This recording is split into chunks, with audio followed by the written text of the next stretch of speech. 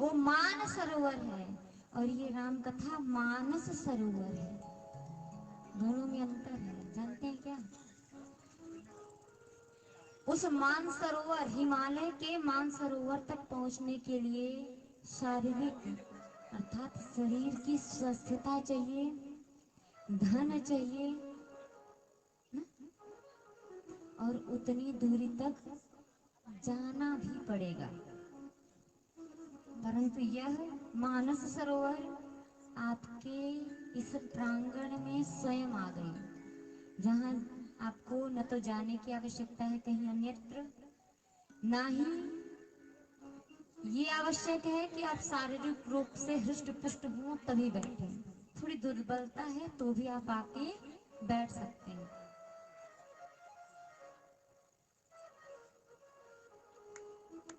रामचरितमानस की कथा को बाबा गोस्वामी तुलसीदास जी महाराज ने 4 घाट कहा। जैसे मानसरोवर के 4 घाट, 3 तरफ सीढ़ियां होती हैं और एक तरफ सपाट घाट होता है।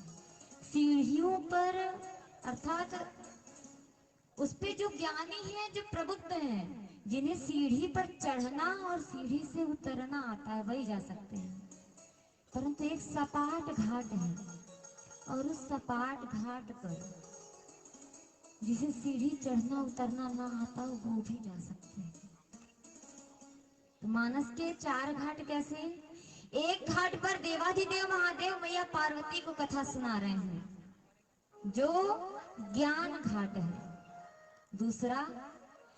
दूसरे घाट पर काकभूषुंडी जी महाराज गरुड़ जी महाराज को कथा सुना रहे हैं, जो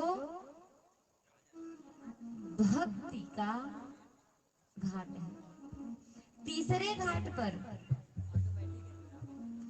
याज्ञवल्क्य मुनि भरद्वाज मुनि को कथा सुना रहे हैं, जो कर्म घाट है। और चौथे घाट पर बाबा गोस्वामी तुलसीदास जी महाराज इस मानस की कथा को हमें और आपको सुना रहे हैं, जिसमें ज्ञानी हो या अज्ञानी हो, जिसे सीढ़ी चढ़ना आता हो, उतरना आता हो, चाहे ना आता हो, वह भी जाकर के उस सरोवर का आनंद ले सकते हैं। ऐसी है ये कथा।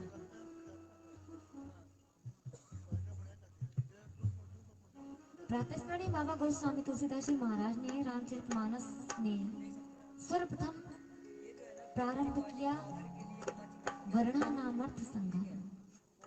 कहा जाता है कोई भी ग्रंथ हो, यदि उसका प्रारंभ होता है तो या तो गणेश भगवान का या माता सरस्वती का ध्यान करके, उनकी स्तुति करके कार्य प्रारंभ होता है। परंतु बाबा गोस्वामी तुलसीदास जी महाराज ने सोचा यदि माँ सरस्वती की पूजा होती है तो वो शब्द देंगी, परंतु ऐसे शब्द किस काम के जब ज्ञान न हो।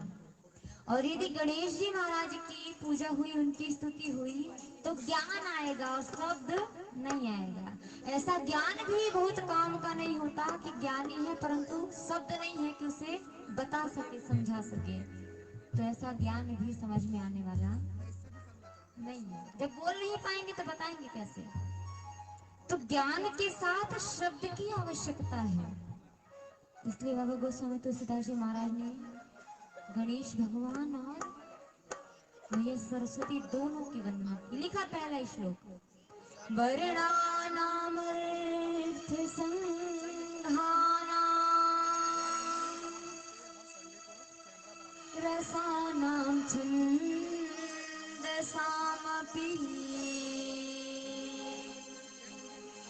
मंगलानां च कर्तारौ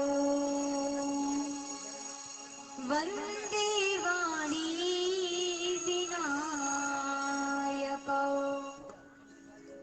वर्णानामर्थ संघानां, वर्ण वर्णों का समूह, अक्षर, उनके अर्थ, सबके संघ को, सबको एकत्रित करके, रस, छंद, अलंकार, दोहा, सोरठ, सबको एकत्रित करके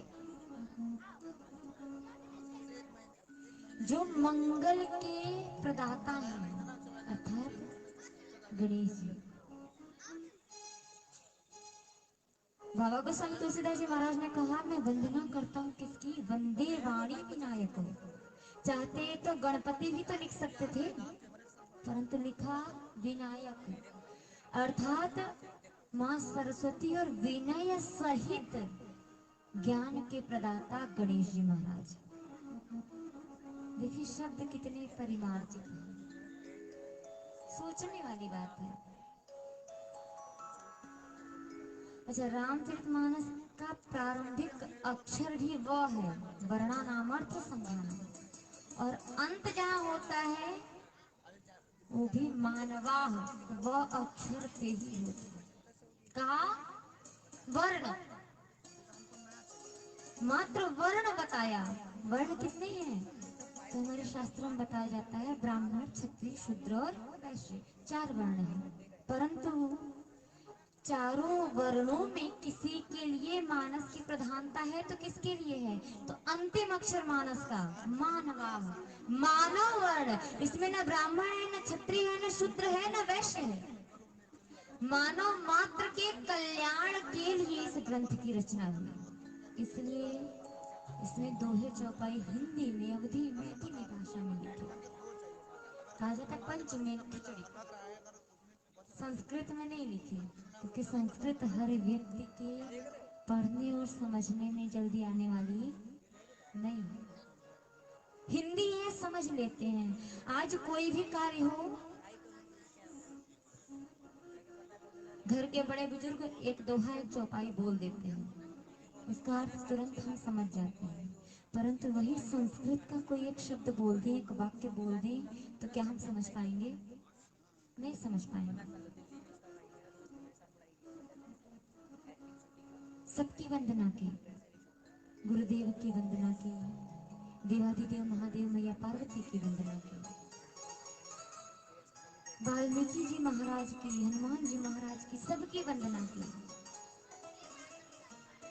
परंतु प्रथम वंदना यदि की है तो गुरु की वंदना की, क्योंकि जीवन में हम मानव हैं, हमारे जीवन में गुरु का बड़ा स्थान है। यदि एक गुरु न हो तो हम पथ से विमुख भी हो सकते हैं। गुरु ही होता है जो धर्म के मार्ग पर, भक्ति के मार्ग पर हमें आगे बढ़ने की प्रेरणा देते हुए समझाता है। ये तो एक रामचरितमानस विशाल विस्तृत ग्रंथ हो गया, पूरे जीवन की गाथा।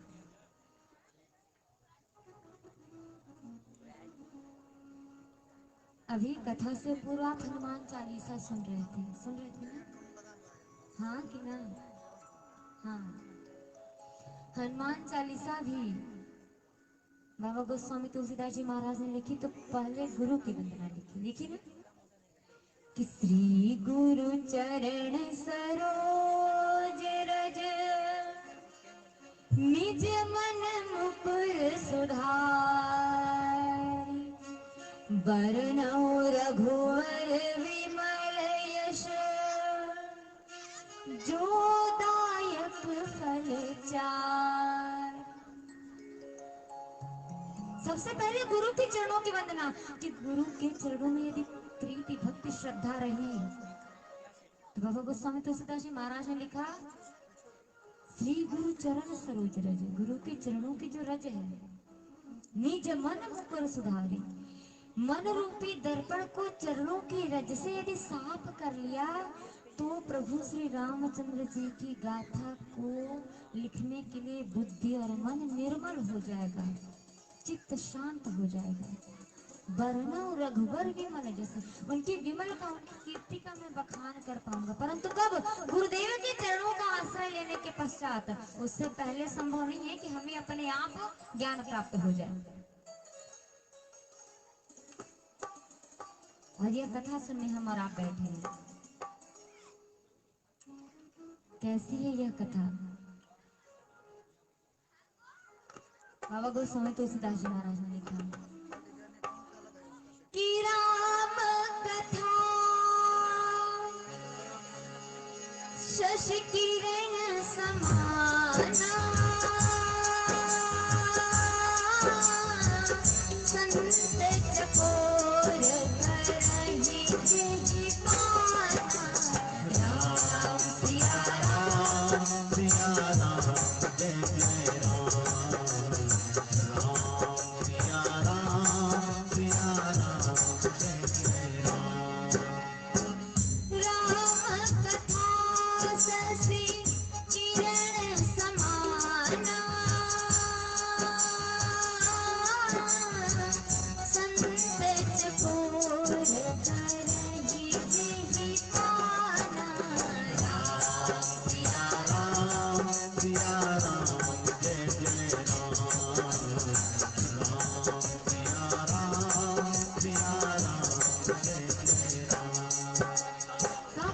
भगवान की ये कथा कैसी है, कितनी भी गर्मी लग रही है, परंतु सायंकालीन बेला आते ही जैसे ही चंद्रदेव हमें आकाश मार्ग में दिख जाते हैं, थोड़ी सी शीतलता प्रदान हो जाती है हमारे हृदय को, हमारे अंदर शांति मिलती है, ठंडक पहुंचती है।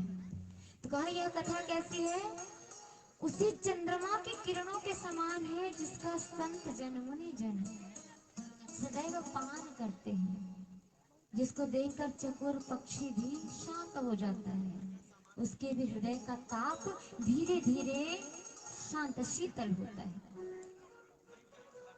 फिर कहा कैसी है यह कथा, राम कथा सुंदर करतारी,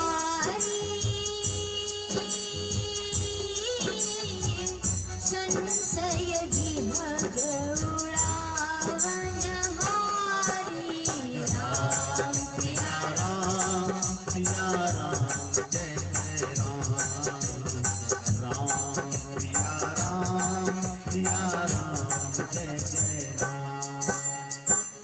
राम कथा सुंदर करतारी,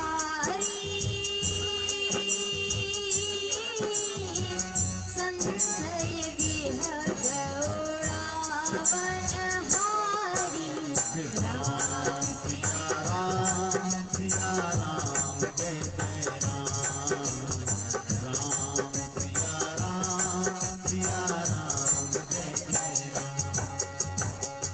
विचार करिए, घर के आंगन में, छत पर या बाहर हमने कोई अनाज फैलाया हो, साधारण सी बात है, कौवा या कोई पक्षी आकर अनाज पर बैठता है ना, तो हम क्या करते हैं, ताली बजाते हैं, भगाने के लिए उस पक्षी को बजाते हैं ना, कि हमारा वह अनाज, हमारा सामान सुरक्षित रहे। बाबा गोस्वामी तुलसीदास जी महाराज ने कहा राम कथा सुंदर करता है, भगवान श्री रामचंद्र जी की यह कथा सुंदर हाथों की करताली, उस ताली के समान है, परंतु कैसी ताली, सुंदर करताली, सुंदर ताली के समान है, जो संशय रूपी पक्षी को हमारे जीवन में प्रवेश करने नहीं देता, बाहर से ही भगा देता है। ऐसी यह सुंदर ताली है राम कथा। सौभाग्य है हमारा और सौभाग्य है आपका, जो हम बैठकर भगवान की यह कथा सुन रहे हैं और कह रहे हैं। रामचरितमानस का महात्म्य, इसकी महिमा, इसकी महत्ता बहुत बड़ी है, जिसका वर्णन करना हमारे और आपके बस की बात नहीं है, परंतु इतना विस्तृत, इतना विशाल आकाश है, इस आकाश में एक छोटी सी मक्खी भी उड़ती है ना, एक पक्षी भी उड़ता है, छोटा पक्षी हो या बड़ा पक्षी हो, हवाई जहाज भी उड़ता है कि नहीं, परंतु क्या आज तक इस विशाल आकाश का परिमाप किसी ने बताया कि यह कितना विस्तृत है? कोई नाप नहीं पाया। भगवान की कथा उसी प्रकार है, इसका आज तक कोई था नहीं लगा पाया, किसी को जानकारी नहीं है कि यह कथा कितनी विस्तृत है। इसीलिए तो कहा कि हरि अनंत हरि कथा अनंता, कहीं सुनहि बहुविधि सब संता। राम सिया राम सिया राम जय जय राम,